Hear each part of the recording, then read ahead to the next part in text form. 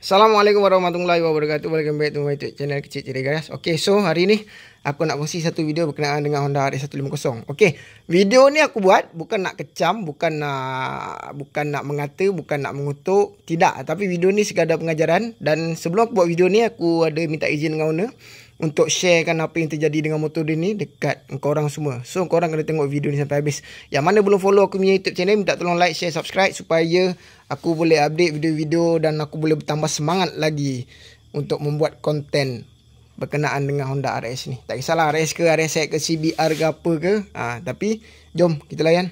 Okay, so motor ni mileage dia dah 100,000 km. Owner dah pakai 100,000 km. Bagi aku satu jangka masa yang lama untuk dia pakai.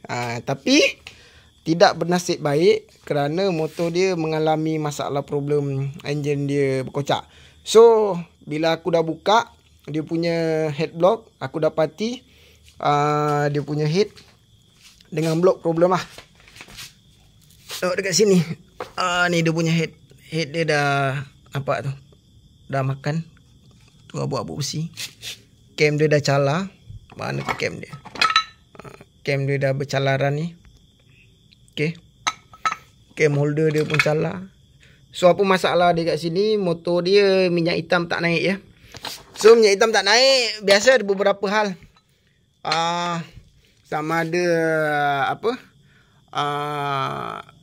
Oil pump. Lepas tu. Dan yang kedua, minyak hitam dia kering. Korang tengok minyak hitam dia. Minyak hitam dia tak sampai 100 ml. Mana? Ni. Tak sampai 100 ml minyak hitam dia. Nampak? So bila minyak hitam tak nak, bila minyak hitam kurang, lepas tu minyak hitam tak sampai dekat head dengan blok, dan head dengan blok dia jahanam. So nanti dekat enjin belah bawah nanti kita akan buka tengok. Biasanya kalau minyak hitam dah kering macam ni, biasanya bearing kita kena tukar lah. Root dia pun dah goyang. Nampak? Root dia pun dah goyang. So root dia pun kita akan tukar.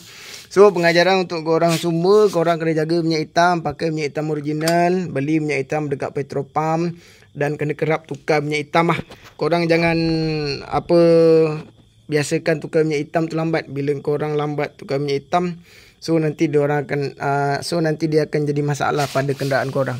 Bagi aku owner ni sebenarnya pandai jaga motor, cuma kesilapan-kesilapan kecil yang dia buat sebab tak betul-betul jaga minyak hitam. Dan lagi satu, kalau korang nak jaga betul-betul motor korang ni 50,000 ke 60,000 mileage, kena buat valve clearance, buka head block, tengok, lepas tu check valve. Oh, valve dia pun bocor lah. Valve dia pun bocor ni. Macam valve dia ni dah bocor, tak boleh buat apa. Head pun kita akan tukar baru nanti one set. So tu je info ataupun pengajaran yang aku boleh share dengan korang semua. Okay? Terima kasih sebab support aku. Dan jangan lupa terus support aku. Assalamualaikum warahmatullahi wabarakatuh. Bye bye.